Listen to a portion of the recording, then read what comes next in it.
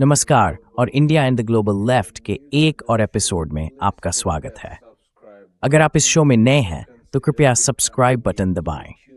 साथ ही आप YouTube member बनने, पैट्रियन पर जुड़ने या विवरण बॉक्स में दिए गए लिंक के माध्यम से थोड़ी सी राशि दान करने पर भी विचार कर सकते हैं। अब बिना किसी देरी के मैं आज रात के हमारे अतिथि राजदूत चार्ल्स फ्रीमैन का स्वागत करना चाहूंगा। राजदूत फ्रीमैन एक सेवानिकी राजनयिक, लेखक और भूरेडी के प्रशिक्षक हैं। राजदूत फ्रीमैन शेंडडमो ग्लो लेफ्ट में इस डिमास्ट का दोबारा स्वागत है। Latined Zushman, or Leistis the Terror Trenger. मैं ईरान और व्यापक रूप से पश्चिम एशिया पर ध्यान केंद्रित करना चाहता था, क्योंकि ऐसा लगता है कि वहां फिर से युद्ध मंडरा रहा है और ये बताने के लिए किसी इनाम की जरूरत नहीं है। एक बार फिर संयुक्त राज्य अमेरिका ही है जो इसे थोपने की दिशा में बढ़ता दिखाई दे रहा है। अमेरिकी विमानवाहक पोत समूह उस क्षेत्र में इकट्ठा हो रहे हैं, सैकड़ों लड़ाकू विमानों, बमवर्षकों और ईंधन भरने वाले विमानों के साथ। आपकी इस स्थिति पर क्या राय है और अब युद्ध की संभावना कितनी है?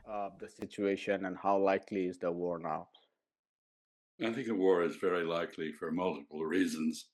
मुझे लगता है कि कई कारणों से युद्ध की संभावना बहुत अधिक है। आप बिल्कुल सही हैं। अमेरिकी वायुसेना का लगभग आधा हिस्सा अब ईरान के खिलाफ तैनात है, जो एक अत्यंत बड़ी तैनाती है। हमने शायद कुवैत को मुक्त कराने वाले खाड़ी युद्ध के बाद से ऐसा कुछ नहीं देखा है। तो हमारे पास दो विमानवाहक पोत हैं, एक पहले से तैनात है और दूसरा रास्ते में है। जेराल्ड आर फोर्ड, जिसने में पाल अब पूर्वी भूमध्य Seeger toward you, sir. All your Hampton Kasap की शूर थे नैट्स इस सप्ताह के मध्य या बाद में वहां पहुंच जाएगा। एक बार मार्च के लिए निर्धारित की गई है। यह तारीख महत्वपूर्ण हो सकती है क्योंकि मुझे संदेह है कि यह वार्ता पूरी तरह एक छलावा है और इसका कोई गंभीर उद्देश्य नहीं है। मैं ये कई कारणों के आधार पर कह रहा हूं। उनमें से एक यह है कि ईरानी पक्ष का कहना है कि अमेरिकी वार्ताकार अर्थात श्रीमान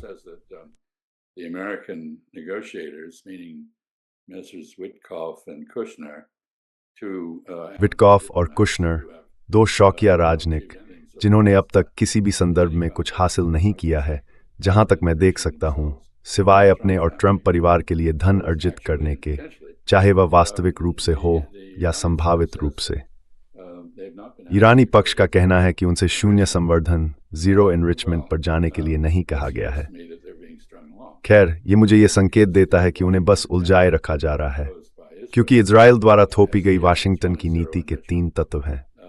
पहला है शून्य संवर्धन, दूसरा है ईरान की आत्मरक्षा क्षमता को मिसाइलों के माध्यम से सीमित करना, नष्ट करना या न्यूनतम करना, और तीसरा है ईरान के उन क्षेत्रीय आंदोलनों से संबंध तोड़ना जिन्होंने इजराइल के खिलाफ ईरान का समर्थन मांगा है, यानी हिजबुल्लाह, हमास, हूथी और शायद अन्य भी, जैसे इराक में। तो मुझे लगता है कि समय निकलता जा रहा है।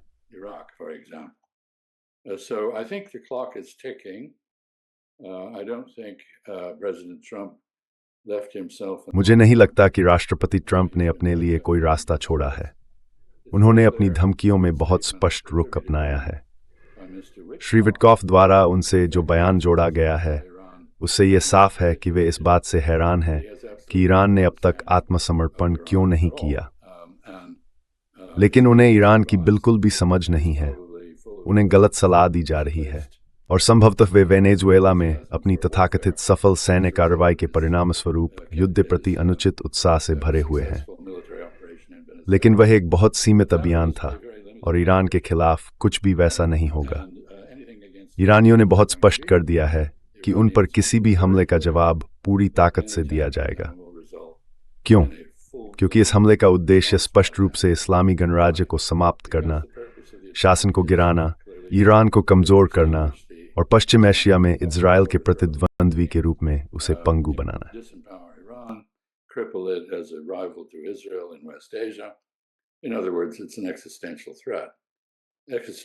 दूसरे शब्दों में कहें तो ये एक अस्तित्वगत खतरा है।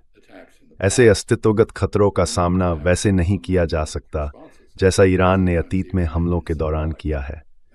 सीमित हमलों के जवाब में सीमित प्रतिक्रियाएं दी गईं, कभी कभी तो केवल प्रतीकात्मक रूप में, जैसे जनरल सुलेमानी की हत्या के बाद हुए हमले के मामले में, या पिछले वर्ष जून युद्ध के अंत के बाद, जिसे तथाकथित 100 दिवसीय युद्ध कहा गया, जब ईरान ने कतर में अल उदैद एयरबेस पर एक रडार स्टेशन को निशाना बनाया था, लेकिन बहुत सावधानी बरती कि किसी की जान न जाए।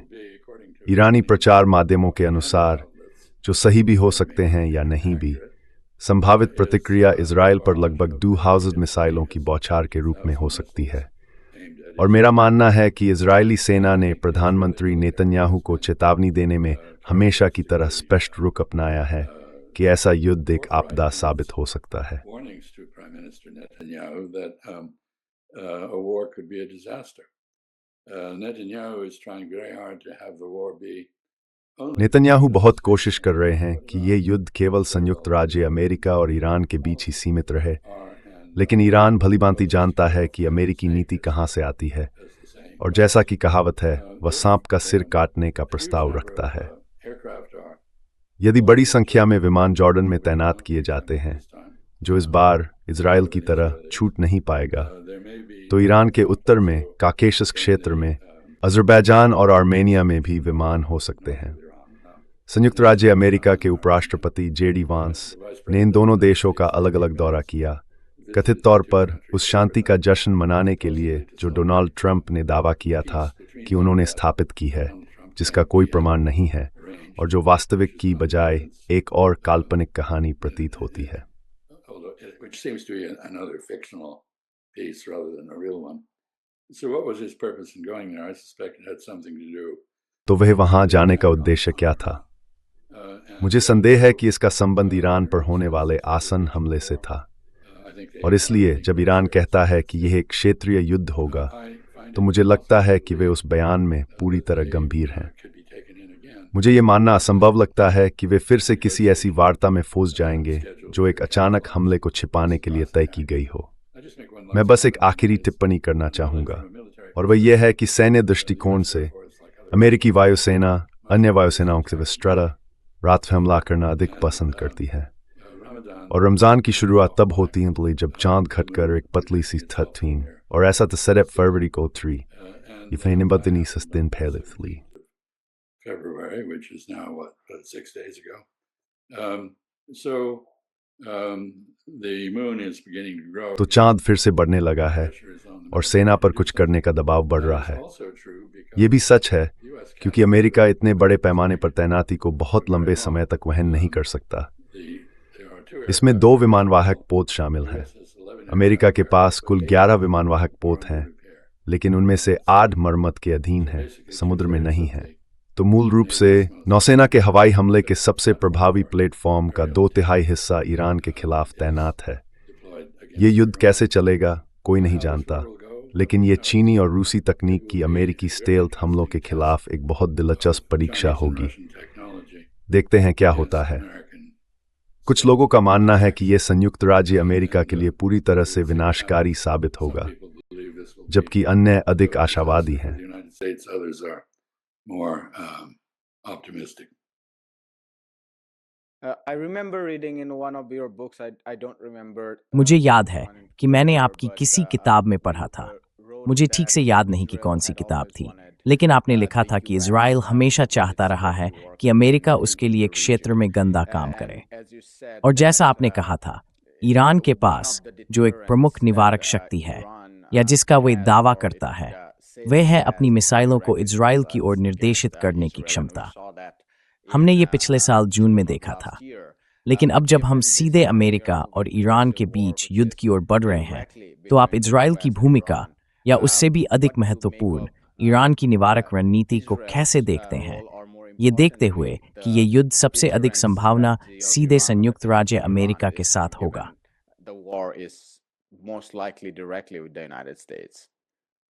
Well, I think the U.S. खैर, मेरा मानना है कि अमेरिका पर ईरान द्वारा सीधे हमला किया जाएगा।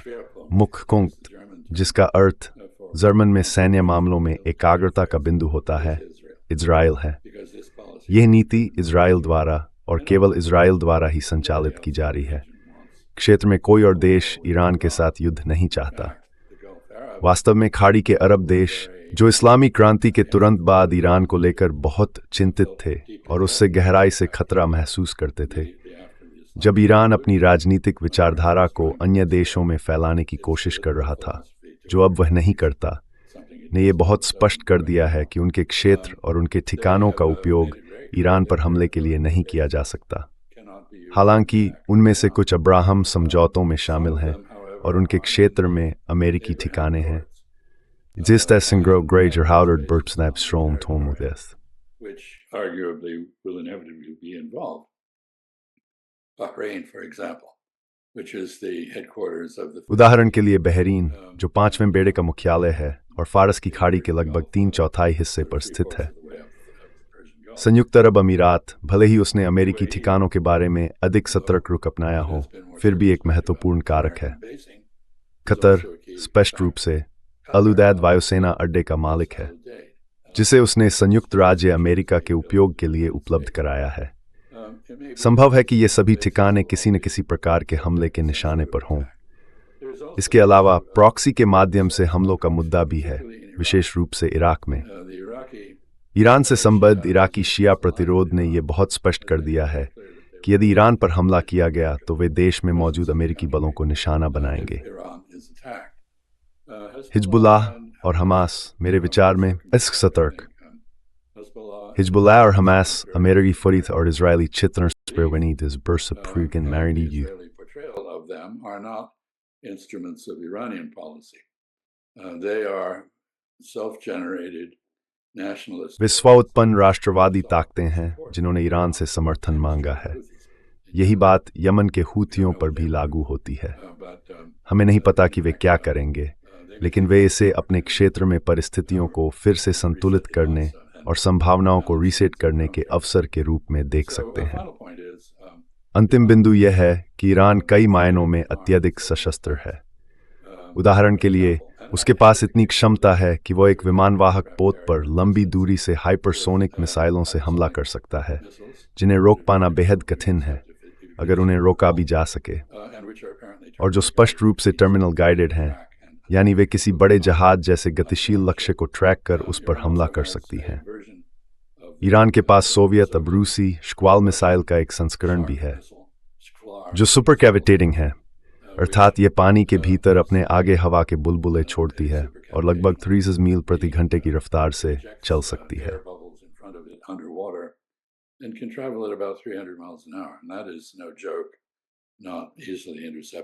और ये कोई मजाक नहीं है। अगर इसे किसी ईरानी पनडुब्बी से दागा जाए तो इसे रोक पाना लगभग असंभव है। ये मानना होगा कि ईरानियों ने अपनी पनडुब्बियां उपयुक्त स्थानों पर तैनात कर रखी हैं।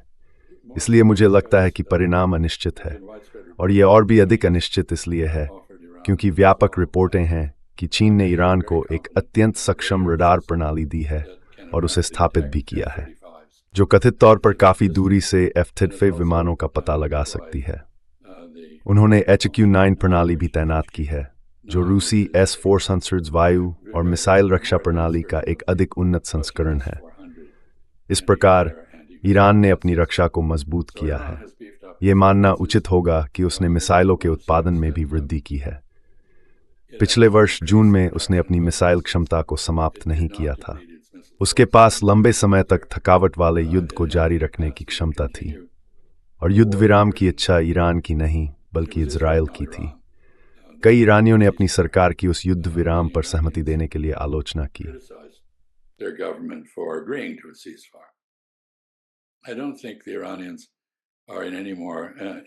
मुझे नहीं लगता कि अब ईरानी इस मूड में हैं कि वे बिना किसी गंभीर और त्वरित जवाबी कार्रवाई के हमले सह लें। तो हम यहाँ एक बड़े युद्ध की बात कर रहे हैं, ऐसा युद्ध जो पूरे क्षेत्र को प्रभावित कर सकता है, और यही एक कारण है कि तुर्क और खाड़ी अरब देश इतने स्पष्ट हैं कि वे युद्ध नहीं चाहते। ये बहुत बड़ी बात है और इसके वैश्विक प्रभाव भी हो सकते हैं, क्योंकि ईरानी पहले ही ये दिखा चुके हैं कि वे होर्मुज जलदमरूमध्य को बंद करने के लिए तैयार हैं।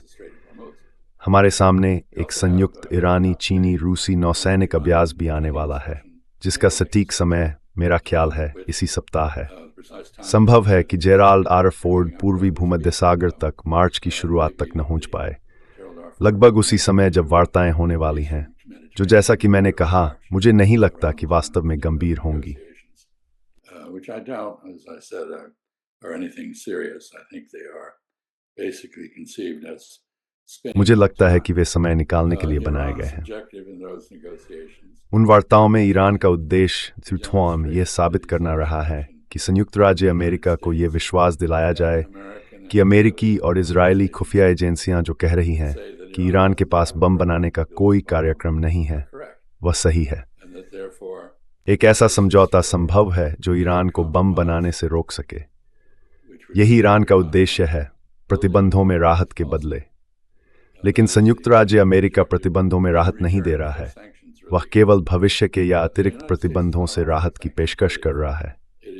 तो वास्तव में इसमें ईरान के लिए ऐसा कुछ नहीं है जो उसे किसी कठिन समझौते पर सहमत होने के लिए प्रेरित करे, और मुझे पूरा यकीन है कि वे ऐसा नहीं करेंगे। make a really difficult compromise, and they won't do it, I'm pretty sure.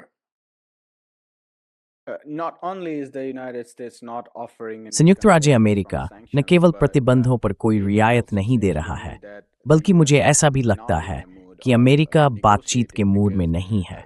Steve वुडकॉफ ने फॉक्स न्यूज़ को एक साक्षात्कार में बताया कि उन्हें राष्ट्रपति से यह स्पष्ट संदेश मिल रहा है कि शून्य संवर्धन से आगे कुछ भी स्वीकार्य नहीं है, जो निश्चित रूप से न तो होने वाला है और न ही ईरानी पक्ष के लिए स्वीकार्य है। अब्बास अरागची से लेकर अन्य सभी तक ईरानी पक्ष के हर प्रवक्ता ने ये बात हर दिन स्पष्ट की है। तो आप इसका क्या मतलब निकालते हैं, ये देखते हुए कि वे जिनेवा वार्ताओं की ओर बढ़ रहे हैं? Given they are headed Well, to, they are in talks in the Geneva rounds. I think that just buttresses my conclusion that the मुझे लगता है कि ये बस मेरे निष्कर्ष को और मजबूत करता है कि ये वार्ताएं केवल समय खरीदने का एक प्रयास हैं for the US to be ताकि अमेरिका सैन्य रूप से तैयार हो सके conduct a major attack. Iran पर एक बड़ा हमला करने के लिए, जिसका उद्देश्य उसे पंगु बनाना और शासन परिवर्तन लाना है। मेरा मानना है कि यही इसका मकसद है। हालांकि मुझे ये कहना होगा कि इस समय वॉशिंगटन में नीतिगत अराजकता पूरी तरह व्याप्त है। यही इस प्रशासन की पहचान बन गई है। आप इसे सुप्रीम कोर्ट के उस फैसले पर प्रशासन की प्रतिक्रिया में देख सकते हैं जिसमें आतंकवाद कार्यक्रम को असंवैधानिक ठहराया गया। प्रशासन नई शक्तियों के तहत नए टैरिफ लगाने में उलझा हुआ है, जो स्वयं में बहुत संदिग्ध और अस्थायी प्रकृति के हैं। और अंत में हमने एक ऐसी आदत विकसित कर ली है जिसे मैं कल्पनात्मक विदेश नीति कहता हूं, जहां हम अपने विरोधियों को वे गुण दे देते हैं जो वास्तव में उनमें होते ही नहीं। और फिर जैसा कि श्री ट्रंप ने जाहिर तौर पर कहा है, हम हैरान रह जाते हैं जब वे आत्मसमर्पण नहीं करते। And then, as Mr. Trump has apparently said, we're puzzled when they don't surrender. But, you know, Iran has... लेकिन आप जानते हैं, ईरान, जैसा कि भारत में हर किसी को याद करने का कारण है, एक सभ्यतागत राज्य है। ये कई हजार वर्षों से अस्तित्व में है। और जब आप ईरान पर हमला करते हैं तो आप केवल एक देश पर नहीं बल्कि एक परंपरा, एक विचार, एक ऐसी सत्ता पर हमला करते हैं जो अपने नागरिकों की व्यापक निष्ठा का आनंद लेती है, जो फिर झंडे के चारों ओर एकजुट हो जाते हैं। वे हार नहीं मानते। तो हाँ, निश्चित रूप से आप ईरानियों को फुसलाकर अपने पक्ष में कर सकते हैं, जैसा कि किया गया था। हमारे पास वित्त सचिव स्कॉट बेसेंट का बयान है कि उन्होंने जानबूझकर ईरान की मुद्रा के पतन की योजना बनाई और प्रदर्शनकारियों को सड़कों पर लाया। एक बार जब प्रदर्शनकारी सड़कों पर आ गए तो हमारे पास पूर्व CIA निदेशक और अन्य लोगों से यह जानकारी है कि मोसाद, CIA और MI6 ने यह सुनिश्चित करने के लिए कदम उठाए कि प्रदर्शन शांतिपूर्ण बल्कि हिंसक हो जाए।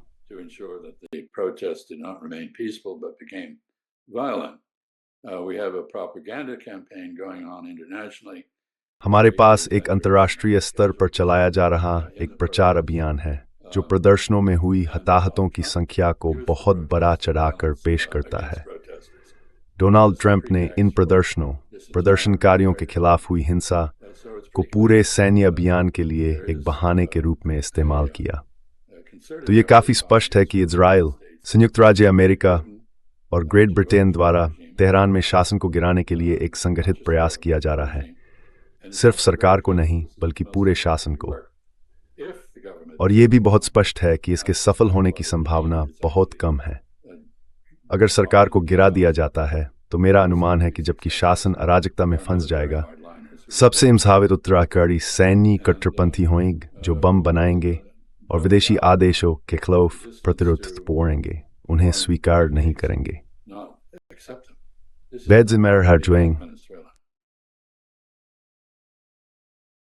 The US officially talks about the nuclear संयुक्त program राज्य of America when it comes to आधिकारिक talks रूप with से Iran. ईरान के साथ But वार्ताओं के दौरान we know परमाणु that कार्यक्रम की बात Air करता Force है, answer that it is about लेकिन the अनौपचारिक nuclear रूप से program. It हम is जानते about, हैं, the जैसा कि आपने alliances अपने that पहले Iran उत्तर में has कहा in the था, region. कि ये It's केवल more परमाणु importantly कार्यक्रम के about बारे में the नहीं है। missile ये program. ईरान के क्षेत्रीय Now, गठबंधनों और सबसे महत्वपूर्ण रूप से you must उसके have read missile New York कार्यक्रमों के Times, बारे में है। report on, आपने शायद advanced न्यूयॉर्क meeting, टाइम्स की वे रिपोर्ट पढ़ी होगी जिसमें राष्ट्रपति ट्रंप, विदेश मंत्री रूबियो, उपराष्ट्रपति JD Vance, Dan Caine, chief of staff और CIA निदेशक जॉन रैटक्लिफ के बीच बुधवार की बैठक का जिक्र था। व्हाइट हाउस की चीफ ऑफ स्टाफ सूजी वाइल्स भी वहां मौजूद थीं। There was Susie Wiles, the White House chief of staff. So as I read through the report, it seems जब मैंने रिपोर्ट पढ़ी तो मुझे लगा कि इस हमले के नतीजे को लेकर कुछ अनिश्चितता थी। ऐसा भी लगता है कि जेडी वैंस अधिक स्पष्टता चाहते थे, जबकि अन्य जैसे रूबियो को अधिक विश्वास था कि नतीजा उनके पक्ष में जाएगा। क्या डोनाल्ड ट्रंप अब भी मानते हैं कि ये परमाणु कार्यक्रम के बारे में है, या अब ये बहुत स्पष्ट है कि ये शासन परिवर्तन या ईरान को तोड़ने के बारे में है? क्या सत्तारूढ़ अभिजात वर्ग के बीच इस बात पर स्पष्टता या सहमति है कि ये परमाणु कार्यक्रम के बारे में नहीं है बल्कि ईरान को तोड़ने के बारे में है, या वे अब भी सोचते हैं कि ये परमाणु कार्यक्रम के बारे में है? or do they still think that it is about the nuclear program? Well, let me return to the undeniable खैर, fact मैं इस अतल तथ्य पर लौटना चाहूँगा कि ये नीति वाशिंगटन के विचारों से नहीं बल्कि तेल अवीव और यरूशलेम से प्रेरित है। इजरायली और मुझे लगता है कि विशेष रूप से प्रधानमंत्री नेतन्याहू ने परमाणु मुद्दे को राजनीतिक उद्देश्यों के लिए बहुत सुविधाजनक पाया है, ताकि ईरान के साथ अपने संघर्ष में इजरायल के पीछे विदेशी समर्थन जुटाया जा सके। लेकिन मुझे नहीं लगता कि यही उनकी वास्तविक रुचि है। मेरा मानना है कि वे पश्चिम एशिया में इजरायली प्रभुत्व के प्रतिरोध के रूप में ईरान को समाप्त करना चाहते हैं। यहाँ हमारे पास एक दिलचस्प समानांतर है। टक्कर कार्लसन का राजदूत हकाबी के साथ साक्षात्कार, जिन्होंने कहा था धार्मिक जायनवादियों में ग्रेटर इजराइल की आकांक्षा को प्रतिबिंबित करते हुए कि इजराइल का नील और यूफ्रेट्स के बीच की पूरी भूमि पर वैध दावा है। स्वाभाविक रूप से इस बयान की न केवल उस क्षेत्र के देशों में बल्कि व्यापक रूप से अरब और मुस्लिम दुनिया में भी कड़ी निंदा हुई है। but more broadly in the Arab and Muslim worlds. That is the objective of Prime Minister Netanyahu. यही प्रधानमंत्री नेतन्याहू का उद्देश्य है। As the new Moses, वे इतिहास में एक नए मूसा के रूप में दर्ज होना चाहते हैं। मूसा ने इस्राएलियों को कथित रूप से कनान की भूमि, जो अब फिलिस्तीन है, तक पहुंचाया और उन्होंने उसे जीत लिया। नेतन्याहू इतिहास में उस व्यक्ति के रूप में जाने जाना चाहते हैं जिसने यहूदी राज्य इजराइल के लिए पश्चिम एशिया को जीत लिया। यही उन्हें प्रेरित कर रहा है। डोनाल्ड ट्रंप उनकी बात सुनते हैं। अब आपने इस विषय पर विभिन्न कैबिनेट सदस्यों के बीच हुई बैठक का जिक्र किया। स्पष्ट है कि उनके बीच कोई सहमति नहीं है। मुझे नहीं लगता कि उनमें से किसी के पास वास्तविक सैन्य अनुभव है, सिवाय श्री किंग, जनरल किंग। जो कोई भी युद्धों में शामिल रहा है वह जानता है कि आपके पास स्पष्ट, व्यावहारिक और प्राप्त करने योग्य लक्ष्य होने चाहिए। is that you have to have clear and feasible, attainable objectives. But this group is like the chess player. लेकिन ये समूह उस शतरंज खिलाड़ी की तरह है जिसके पास केवल शुरुआती चाल है और जिसने ये नहीं सोचा कि उसके बाद क्या करना है। Or what happens हमले के बाद क्या होगा, इसकी कोई योजना नहीं है। आंशिक रूप से इसलिए क्योंकि वे इस बात को लेकर अनिश्चित हैं कि परिणाम क्या होंगे। you should not. लेकिन आपको तब तक युद्ध शुरू नहीं करना चाहिए जब तक आपको ये न पता हो कि आप उसे कैसे समाप्त करेंगे, You're going to किस शर्तों पर। और किन लोगों के साथ आप उन शर्तों पर बातचीत करेंगे। वॉशिंगटन में इस तरह की कोई सोच नहीं है। बल का प्रयोग वस्तुतः अपने आप में एक लक्ष्य बन गया है। ये मान लिया गया है सभी सबूतों के विपरीत कि अगर आप किसी पर पर्याप्त जोर से प्रहार करेंगे तो वह झुक जाएगा। लेकिन हमने पश्चिम एशिया या यदि आप चाहें तो अफ्रीका एशिया में कई उदाहरण देखे हैं कि ऐसा नहीं होता। सुएज को ही सोचिए, जिसने मिस्र को हिलाकर रख दिया था, और तब मिस्र के राष्ट्रपति गमाल अब्देल नासिर ने कहा था, देखो, पश्चिम ने अपनी पूरी ताकत झोंक दी और इजराइल ने भी जो कुछ था सब मुझ पर फेंक दिया।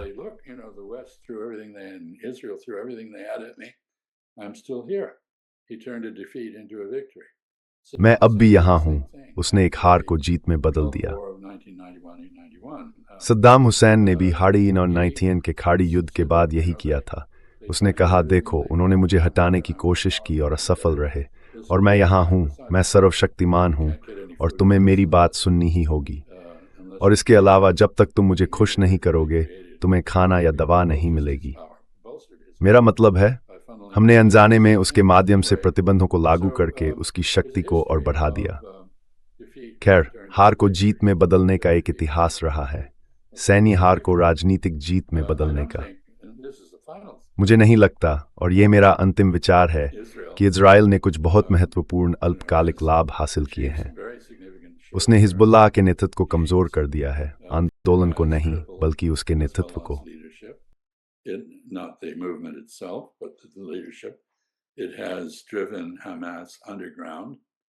इसने हमास को भूमिगत कर दिया है। ये उसे निरस्त्र करने या समाप्त करने में सफल नहीं हुआ है। इसने हुथियों को नुकसान पहुंचाया है, लेकिन वे उतना परेशान नहीं दिखे जितना लोगों ने सोचा था। इजरायलियों ने वास्तव में अमेरिकी नौसेना और सहयोगी नौसेनाओं, ब्रिटिश नौसेना आदि को भी शामिल किया ताकि लाल सागर में हूथी नाकाबंदी को खत्म किया जा सके, लेकिन हम असफल रहे। तो खैर, इजराइल के लिए कुछ सैन्य सफलताएं हुई हैं, सीरिया में बड़ी सफलता, लेकिन यह सब इजराइल के दीर्घकालिक अस्तित्व की कीमत पर आता है। दुनिया अब इजराइल की उन सभी कार्रवाइयों से काफी थक चुकी है जो अंतर्राष्ट्रीय कानून का उल्लंघन करती हैं, अपने पड़ोसियों के प्रति तिरस्कार दिखाती हैं और अल्पकालिक लाभ की खोज में उन पड़ोसियों के प्रति उदासीनता और अमानवीयता प्रदर्शित करती हैं।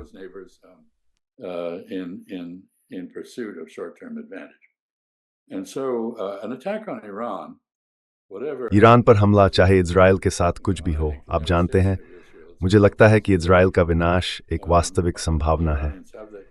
मेरा मानना है कि ईरानियों के पास वह क्षमता है और वे उसे रोकेंगे नहीं। दीर्घकाल में इजराइल खुद को हार की स्थिति में डाल रहा है, चाहे उसकी सैन्य सफलताएं कुछ भी हों। वह अलग थलग पड़ गया है। आप अंतर्राष्ट्रीय प्रतिक्रिया देख सकते हैं, यहाँ तक कि यूरोप में भी, जो इजराइल के समर्थन का गढ़ रहा है। अगर आप शीतकालीन ओलंपिक और वहाँ इजरायली उपस्थिति पर प्रतिक्रिया देखें, तो ये कदम खराब तरीके से लागू किया गया है, खराब तरीके से सोचा गया है, और अगर कोई गणना की गई है तो वो भी गलत है। परिणाम अनिश्चित है, लेकिन ये लगभग निश्चित है कि ये संयुक्त राज्य अमेरिका और इजराइल के लिए, और निश्चित रूप से ईरान के लिए भी, एक आपदा से कम नहीं होगा, क्योंकि ईरान में भी विनाश होगा।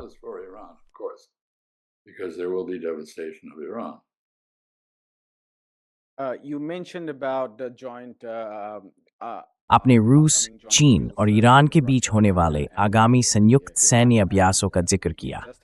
हाल ही में एक ब्रिक्स प्लस प्रकार का सैन्य अभ्यास हुआ था, जिसमें ईरान ने चीन, रूस और कई अन्य देशों के साथ भाग लिया। एक उल्लेखनीय अनुपस्थिति भारत की थी, मुझे नहीं पता क्यों, लेकिन मैं ये जानने के लिए उत्सुक हूँ कि युद्ध की स्थिति में रूस और चीन की संभावित भूमिकाएं क्या हो सकती हैं, क्योंकि हमने नरसंहार के दौरान फिलिस्तीनी कार्यकर्ताओं के बीच विशेष रूप से चीन की भूमिका को लेकर निराशा देखी है। बेशक इस बात की यथार्थवादी सीमाएं हैं कि चीन क्या कर सकता है, क्योंकि वह संयुक्त राज्य अमेरिका से टकराव नहीं चाहता। लेकिन अमेरिकी हथियारों की स्टेल्थ तकनीक का मुकाबला करने के लिए रडार प्रणालियों से परे और रूसी रक्षा प्रणालियों जैसे S-300 और अन्य से आगे, युद्ध की स्थिति में रूस और चीन ईरान के साथ कौन सी बड़ी भूमिका निभा सकते हैं?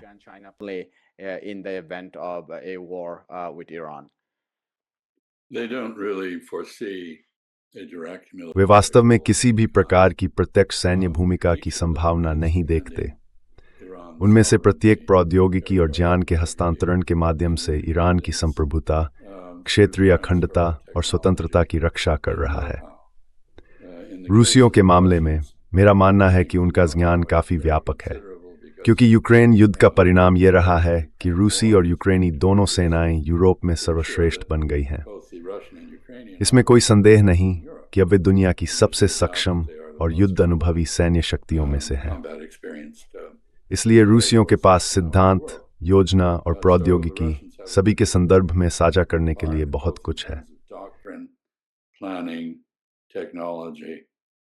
Of course, Iran has actually been a source. बिल्कुल, ईरान वास्तव में ड्रोन तकनीक का एक स्रोत रहा है जिसका उपयोग रूस कर रहा है। इसलिए तकनीकी आदान प्रदान दो तरफा है। China, I think चीन के मामले में मेरा मानना है कि वहां संयुक्त राष्ट्र चार्टर और पंचशील शांतिपूर्ण सह अस्तित्व के 5 सिद्धांत, जिन्हें भारत और चीन ने पिछली सदी के मध्य में संयुक्त रूप से घोषित किया था, की रक्षा पर अधिक सोचा समझा ध्यान केंद्रित है। इसलिए पश्चिमी मीडिया में लगने वाले सामान्य आरोपों के विपरीत चीनी इस समय सभी महाशक्तियों में सबसे अधिक इस बात पर जोर दे रहे हैं कि द्वितीय विश्व युद्ध के बाद की उस व्यवस्था को बनाए रखा जाए जिसमें वे समृद्ध हुए हैं। post-World War II order. वे उसी अमेरिकी प्रायोजित व्यवस्था की रक्षा कर रहे हैं जिसे अब स्वयं अमेरिकियों ने त्याग दिया है। Order that the Americans have now abandoned. And why does it do that? Because और ये ऐसा क्यों करता है? क्योंकि उसने ये समझदारी से मान लिया है कि अंतर्राष्ट्रीय कानून, संयुक्त राष्ट्र चार्टर और अंतर्राष्ट्रीय कानून अंततः कमजोर और असुरक्षित लोगों की रक्षा करने का सबसे अच्छा तरीका है और अंतर्राष्ट्रीय स्तर पर सबसे आकर्षक दृष्टिकोण भी। internationally. So this इसलिए मेरा मानना है कि ईरान के साथ जो होने जा रहा है उसका एक परिणाम चीन की वैश्विक प्रतिष्ठा में वृद्धि होगा। global presence ये दो तरीकों से हो सकता है। that could come in पहला, चीनी हथियार प्रणालियों के प्रदर्शन के माध्यम से, जैसे कि रडार और HQ-9 जैसी रक्षात्मक प्रणालियां जिनका मैंने उल्लेख किया, जो पश्चिमी तकनीक के मुकाबले में होंगी, और इससे चीनी हथियारों की बिक्री और उनके साथ आने वाले प्रभाव का आकर्षण अन्य जगहों पर बढ़ेगा। Chinese weapons sales and attendant influence elsewhere. We've seen some of this already as a result of the हमने इसका कुछ हिस्सा पहले ही भारत और पाकिस्तान के बीच हुए टकराव के परिणाम स्वरूप देखा है। India and Pakistan. माफ कीजिए, हाँ, भारत और पाकिस्तान के बीच। I'm glad there wasn't any. मुझे खुशी है कि भारत और चीन के बीच कुछ नहीं हुआ, लेकिन हमने कई देशों में चीनी विमानों, मिसाइलों आदि में बढ़ती रुचि देखी है। जहां तक मुझे पता है, अब तक कोई बिक्री नहीं हुई है, So far, no sales as far as लेकिन फिर भी काफी दिलचस्पी है। still a great deal of interest. ये एक तरीका है जिससे चीन की प्रतिष्ठा बढ़ सकती है। Chinese prestige. The other is that China poses दूसरा यह है कि चीन खुद को यथास्थिति मौजूदा व्यवस्था के रक्षक के रूप में प्रस्तुत करता है, जो संयुक्त राज्य अमेरिका और इजराइल की चुनौती के खिलाफ खड़ा है, जिन दोनों की अंतर्राष्ट्रीय स्तर पर कुछ हद तक कानून से बाहर होने की छवि बन गई है। essential outlaws internationally. So I think मेरा मानना है कि आप जानते हैं, इस मामले में बड़ी शक्तियों के हित सामने आते हैं। भारत कुछ हद तक एक अपवाद है, मेरा ऐसा सोचना है, क्योंकि उसका इजराइल के साथ संबंधों का स्वभाव अलग है और भारतीय समाज में इस्लामोफोबिया, सामुदायिक हिंसा आदि जैसी बातें मौजूद हैं। मुझे नहीं पता कि श्री मोदी का इस पर क्या रुख है, on this, लेकिन मुझे लगता है कि कई भारतीय शायद ईरान की बजाय इजराइल का समर्थन कर रहे होंगे। इसलिए मुझे नहीं लगता कि भारत कुछ करने जा रहा है। this is rhetorical. ये सब केवल बयानबाजी है, लेकिन दिलचस्प है। I don't see मुझे नहीं लगता कि ईरान, इजराइल और संयुक्त राज्य अमेरिका के बीच संभावित युद्ध में अन्य देशों की भागीदारी की संभावना है। that has मेरा मतलब है, कोई भी, यहाँ तक कि भारत भी नहीं चाहता कि ईरान को पूरी तरह नष्ट या तबाह कर दिया जाए, not even India wants Iran. और भारत का ईरान में काफी निवेश है, और वे भी ठोस कारणों से। And India has quite an investment in Iran for sound reasons. It is a strategically located country. यह एक रणनीतिक रूप से स्थित देश है। यही कारण है कि भारत ईरान के माध्यम से उत्तर दक्षिण गलियारे को जोड़ने के लिए एक बंदरगाह में निवेश कर रहा है। चीन की भी ईरान के माध्यम से सिल्क रोड पारगमन में रुचि है। ईरान विश्व की तेल आपूर्ति के नियंत्रण बिंदु पर स्थित है। इसका हवाई क्षेत्र एशिया से यूरोप, या अफ्रीका जाने के लिए एक आवश्यक मार्ग है। to Europe or Africa. इसलिए ईरान एक अत्यंत रणनीतिक रूप से स्थित देश है और लोग नहीं चाहते कि वह किसी महाशक्ति के प्रभुत्व के अधीन हो। अंत में मेरा मानना है कि हमें यह भी ध्यान में रखना चाहिए कि मैंने हौथी, हमास और हिजबुल्लाह का उल्लेख किया था। इनमें से दो, हिजबुल्लाह और हौथी, ईरानी शिया विचारधारा के साथ धार्मिक, धर्मशास्त्रीय और वैचारिक सहानुभूति रखते हैं, यद्यपि उनके अपने इस्लामी मतभेद अलग हैं। Shiism, although they have different, their own schools of Islam are different. And I think, there's a possibility. और मुझे लगता है आप जानते हैं, ये संभावना है कि अगर इराक में आयतुल्लाह सिस्तानी ये कहते हैं कि यदि ईरान पर हमला किया गया तो वे इजराइल और संयुक्त राज्य अमेरिका के खिलाफ वैश्विक जिहाद के लिए फतवा जारी करेंगे, तो ये वास्तव में हो सकता है। It would be enormously disruptive. ये अत्यंत विघटनकारी होगा कि शिया समुदाय हर जगह मौजूद है। हमास सुन्नी है और उसे इजराइल का विरोध करने के लिए किसी प्रोत्साहन की आवश्यकता नहीं है। But I think लेकिन मेरा मानना है कि इस युद्ध के संभावित परिणामों में से एक 1960s के दशक जैसी वैश्विक आतंकवाद की वापसी हो सकती है, जहां विभिन्न कारणों के समर्थन में हमले उन क्षेत्रों से बहुत दूर किए जाते हैं जहां संघर्ष की शुरुआत होती है। ये कश्मीर मुद्दे को भी प्रभावित कर सकता है। इसलिए मुझे लगता है कि यहाँ कई निहितार्थ हैं और ऐसा कोई ठोस प्रमाण न है कि वाशिंगटन में सिंधित पर बैठे लोग स्टेपरिंग इस गंभीरता से विचार किया हो। no real evidence that anybody in Washington in a position of authority has thought this through. Just to add a piece of information, there was a sea. सिर्फ एक जानकारी जोड़ने के लिए, ईरान इजराइल संघर्ष के बाद एक सी वोटर सर्वे हुआ था जिसमें बताया गया कि नमूने के 28% लोगों ने कहा कि वे ईरान की तुलना में इस खौफ इजराइल को पसंद करेंगे हैं, जबकि 20% ने कहा कि वे इजराइल की तुलना में ईरान को पसंद करते हैं। सबसे महत्वपूर्ण बात यह थी कि 35% लोगों ने कहा कि वे दोनों देशों के बीच शांति और किसी भी तरह के संघर्ष न होने को प्राथमिकता देते हैं। और ये भी जोड़ना चाहिए कि सी वोटर को आमतौर पर भाजपा समर्थक माना जाता है, और हम सब जानते हैं कि भाजपा मतदाताओं में आमतौर पर इजराइल के प्रति झुकाव होता है, क्योंकि उनकी विचारधारा मुस्लिम विरोधी और इस्लामोफोबिक मानी जाती है। इसलिए भारत की आम जनता में इजराइल के प्रति समर्थन उतना प्रबल नहीं हो सकता जितना दिखता है, क्योंकि सरकारी माध्यम ही ज्यादातर शोर मचाते हैं और उन्हें ही प्रसारण का समय मिलता है। और फिर क्षेत्रीय विभाजन भी है। मतलब जब आप दक्षिणी राज्यों, पूर्वोत्तर राज्यों आदि में जाते हैं तो इस मुद्दे पर भी तस्वीर काफी अलग दिखाई देती है। Much more different even when it comes to. Well, thank you for that information, which is pretty much what. खैर, उस जानकारी के लिए धन्यवाद, जो लगभग वैसी ही है जैसी मैंने उम्मीद की थी। आप जानते हैं, मैंने भारत में कई दशकों से काम नहीं किया है। जब मैंने किया था तब मैं दक्षिण में तमिलनाडु में था, और उस समय यह बहुत स्पष्ट था कि भारत के 4 प्रमुख क्षेत्रों के विदेशी मामलों के प्रति दृष्टिकोण बहुत अलग अलग थे। दक्षिण अधिक पश्चिम समर्थक था और उत्तर पूर्व यानी बंगाल उसका उल्टा। और फिर निश्चित रूप से दिल्ली और मुंबई अपनी अपनी श्रेणियों में थे, अपनी अलग चिंताओं के साथ। तो मुझे कोई आश्चर्य नहीं है, क्योंकि भाजपा का आधार उत्तर और उत्तर पूर्व में है।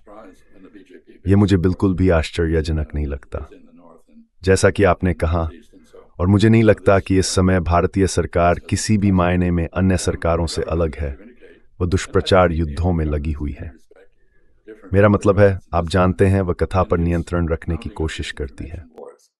I mean, it tries to control the narrative, and that is why you see things. और यह अमृतवर्षिक पश्चिमी ब्रेस विशेष रूप से ब्रिटिश मीडिया द्वारा ईरान में हताहतों की संख्या को बढ़ा चढ़ाकर पेश करने जैसी बातें देखते हैं। यही कारण है कि आप यूक्रेन युद्ध के बारे में लगातार भ्रामक सूचनाएं देखते हैं। आज के युग में हम सूचना युग को रणनीति की सफलता के लिए अत्यंत महत्वपूर्ण मानते हैं, और तो यही बात है। मुझे नहीं लगता कि युद्ध से बचने का कोई रास्ता है। मेरा मानना है कि डोनाल्ड ट्रंप आपके द्वारा उल्लेखित कैबिनेट बैठक से जुड़ा एक अंतिम बिंदु जोड़ने के लिए सबसे पहले उनके उद्देश्य क्या हैं। वह ऐसी जीत हासिल करना चाहते हैं जो उन्हें इतिहास में शांति के निर्माता के रूप में दर्ज कर दे, जिसका अर्थ उनके लिए पश्चिम एशिया में इजरायली प्रभुत्व और बाकी सभी का शांत कर दिया जाना है। दूसरे शब्दों में वो गौरव चाहते हैं और जो भी चीज़ उन्हें गौरव दिला सके वही उन्हें संतुष्ट करेगी। And that's anything that will give him glory will satisfy him. और वे टफ टर्मरिक स्ट्रेन और फिर जून में ईरान में जो एक thusthesizes wine that had tussed in their bread and Doran strength torientje यानी एक सारगन ही इन थोवेथ कुछ अच्छा हो जाए जो भी वह हो। मैं तो वास्तव में उसकी कल्पना भी नहीं कर सकता, लेकिन सच्चाई यह है कि मौजूदा परिस्थितियों में ईरान के साथ शुरू होने वाला कोई भी युद्ध एक थकावट वाला युद्ध होगा, यह छोटा नहीं होगा।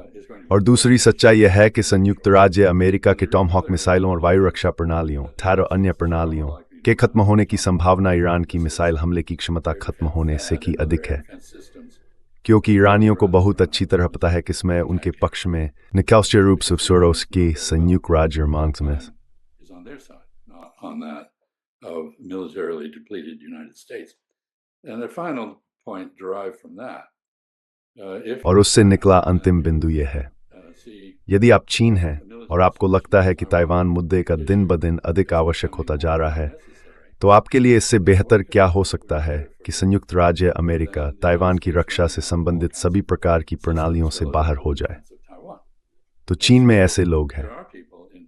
मेरा मानना है कि अधिकांश चीनी, जैसे अधिकांश समझदार भारतीय, पश्चिम एशिया में शांति चाहते हैं और इसे कई कारणों से लाभदायक मानते हैं।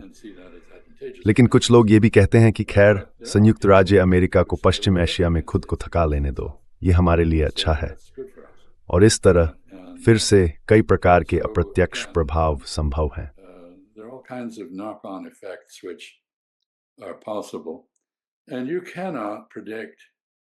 और आप इसका अनुमान नहीं लगा सकते। और यहाँ मैं फिर से टैरिफ के मुद्दे और डोनाल्ड ट्रंप पर लौटता हूँ। उनकी व्यक्तित्व शैली, नीतियों पर उनका प्रभुत्व, नीति निर्माण प्रक्रिया की अनुपस्थिति, उनकी अप्रत्याशितता, उनका अस्थिर व्यवहार। आप वॉशिंगटन में किसी नीति निर्णय के परिणाम का अनुमान उतना ही कम लगा सकते हैं जितना कि पिनबॉल मशीन के स्कोर का। आप उस छोटी धातु की गेंद को पिनबॉल मशीन में फेंकते हैं और चाहें तो मशीन को हिला भी सकते हैं, लेकिन आप वास्तव में ये नहीं कर सकते कि वह छोटी गेंद कहाँ टकराएगी या कितना स्कोर बनाएगी। और हम भी उसी स्थिति में हैं। हमें नहीं पता कि जब चीजें आगे बढ़ने लगेंगी तो कौन से नीति निर्णय लिए जाएंगे, और जब संयुक्त राज्य अमेरिका को किसी हमले के बाद ये भी नहीं पता कि क्या करना है, तो फिर क्या होगा, कोई नहीं जानता।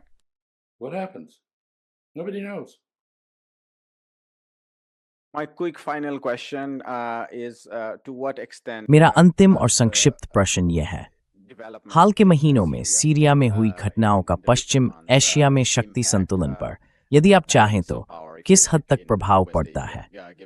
ये देखते हुए कि हमें एसडीएफ कुर्द बलों, जो उत्तर पूर्व में अमेरिका के पारंपरिक सहयोगी हैं, के बीच एक समझौते की रिपोर्टें भी मिली हैं। इस क्षेत्र में विकेंद्रीकृत सत्ता, तेल क्षेत्रों के बंटवारे, कृषि भूमि आदि को लेकर लंबे समय से मुद्दे रहे हैं। और यदि अल असद सरकार अमेरिका और तुर्की के प्रभाव में इस क्षेत्र में अपनी शक्ति को सुदृढ़ कर रही है, तो इसका उस बड़े युद्ध पर क्या प्रभाव पड़ेगा जो उभरता हुआ प्रतीत हो रहा है? what is its impact on the larger war in the region that is looming? Well, there's clearly a disagreement between the United States and Israel. खैर, सीरिया के भविष्य को लेकर संयुक्त राज्य अमेरिका और इजराइल के बीच स्पष्ट रूप से मतभेद है। इजराइल चाहता है कि इसे एक परिसंघ में बदल दिया जाए, ढीले ढाले रूप से जुड़े राज्यों की एक श्रृंखला, जिनमें से प्रत्येक की अपनी स्वतंत्रता और जाति धार्मिक पहचान हो। ये योजना काम नहीं कर रही है। वास्तव में संयुक्त राज्य अमेरिका अंततः सीरिया से अपनी सेनाएं वापस बुला रहा है। हम वहां अवैध रूप से मौजूद थे और अब हम जा रहे हैं। सीरियन डेमोक्रेटिक फोर्सेज, जिन्हें तथाकथित कुर्द कहा जाता है, ने वास्तव में दमिश्क के साथ एक समझौता कर लिया है। इसी बीच तथाकथित इस्लामिक स्टेट के सदस्यों के लिए बनी जेल प्रणाली के ध्वस्त हो जाने से उस विचारधारा के 20 या 30 हजार लोग रिहा हो गए हैं। कोई नहीं जानता कि वे कहाँ हैं, और ये स्थिति को और जटिल बना देता है। There's a complication to this. We have the Russian interest हमारे पास खैर निश्चित रूप से रूस की ये दिलचस्पी है कि वह सीरिया में अपना नौसैनिक अड्डा बनाए रखे, जिसके बारे में वे अल शरा और उनकी सरकार के साथ चर्चा कर रहे हैं। हमारे पास चीन की भी ये दिलचस्पी है कि वह उइगरों से छुटकारा पाए जो सीरियाई सेना की 84वीं डिवीज़न का हिस्सा हैं और जिनमें से एक रक्षा प्रतिष्ठान में एक कमान पद पर है। जाहिर है ऐसी अफवाहें हैं कि सीरिया और चीन ने लगभग 3,500 या 4,000 उइगरों में से करीब 66 को न्यायिक दंड के लिए शिनजियांग वापस भेजने पर एक समझौता कर लिया है। इस मुद्दे पर चीन काफ़ी सख्ती से सौदेबाजी कर रहा है। सीरिया को अपने पुनर्निर्माण के लिए चीनी निवेश की आवश्यकता होगी और जब तक ये मुद्दा हल नहीं होता वो निवेश नहीं आएगा। तो हमारे पास महाशक्तियां हैं रूस और चीन, जिनकी अलग अलग दिलचस्पियां हैं और जो दमिश्क की सरकार के साथ सौदेबाजी कर रही। bargaining with the authorities in Damascus. Meanwhile, the Israelis, of course, have seized. इस बीच इजरायलियों ने निश्चित रूप से सीरिया में क्षेत्र पर कब्जा कर लिया है और जाहिर है कि वहां से जाने का कोई इरादा नहीं रखते। तो ये एक बहुत जटिल स्थिति है जिसे तुर्की के दमिश्क सरकार पर प्रभाव और कुर्दों को निरस्त्र करने में तुर्की की रुचि ने और भी पेचीदा बना दिया है। अंततः हमारे पास इराक के कुर्द हैं जो एक स्वायत्त निकाय के रूप में फिर से सीरिया में हस्तक्षेप कर रहे हैं। इस प्रकार कुर्द समस्या जारी है और एक नए रूप में सामने आ रही है और पश्चिम अपने उस रिकॉर्ड पर कायम है जिसमें उसने हर सदी में कम से कम 4 बार कुर्दों के साथ विश्वासघात किया है।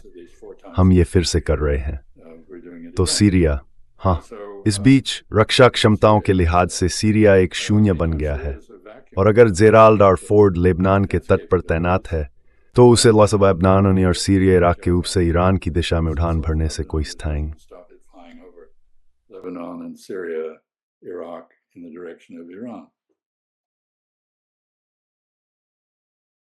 हम इन्हीं पर इसे समाप्त मसमेर So with Matt, eth på this doubt.